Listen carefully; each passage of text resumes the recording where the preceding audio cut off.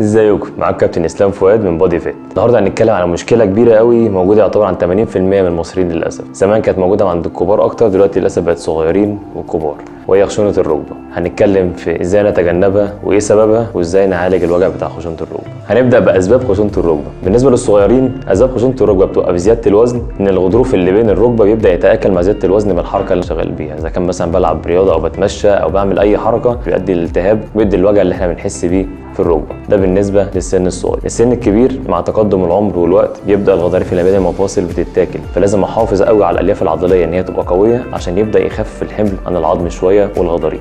ازاي نتجنب بقى خشونه الركبه؟ اهم حاجه ان انا لازم امرن العضل بتاع جسمي كويس جدا، خصوصا عضله الرجل، عشان عضله الرجل بتخف الحمل جامد قوي على العظم ومفصل الركبه، بيبدا الغضاريف تبقى مرتاحه والمفصل مرتاح. حتى لو قدمت في العمر العضل هيشيل حمل كبير قوي من على العظم ده، فمش هيحس بالوجع والالم ده. اخر حاجه ان احنا ازاي نعالج خشونه الركبه. لازم التمارين اللي اعملها عشان اوصل لان انا اخلي عضل رجلي كويس جدا وقوي جدا ويتحمل معايا ويبدا العظم يرتاح ويبقى كويس، ان انا اعمل تمارين كلها سيفتي ما فيهاش اي حموله زايده عن المفاصل. وده اللي بيعمله الام اس. الام اس بيخلينا نتمرن سيفتي جدا، بشغل كل الفايبرز بتاعت العضل 90% يعتبر منها كلها شغال معايا بالبادي ويت او باوزان خفيفه جدا. في نفس الوقت كده المفصل عندي مرتاح، مفيش اي لود او اي حمل عليه ان انا يحصل فيه اصابات او يحصل فيه مضاعفات. تاني حاجه العضله عندي شغال بكفاءه عاليه، فده بيخلي الحرق بتاعي يعلى فابدا انزل في الوزن. فاحنا كده عملنا يعتبر 3 في 1، شغال بطريقه سيفتي مفيش اي مشكله على المفاصل، العضل بتاعي كله شغال بنسبه كبيره جدا من غير ما احط عليه حمول زياده او اوزان زياده. تالت حاجه الحرق بتاعي بيعلى، فبيوصل ان انا حرقي بيزيد وابدا اخس في الوزن كويس جدا. كل اللي عليا دلوقتي ان انتوا تيجوا تنورونا تعملوا ترايل سيشن ونبدا فيه ان شاء الله التجربه، ويبدا بالتحسن اللي احنا بنتكلم فيه ده. الموضوع هيبقى مختلف ان شاء الله جدا معاكم قدام. مستنيكم.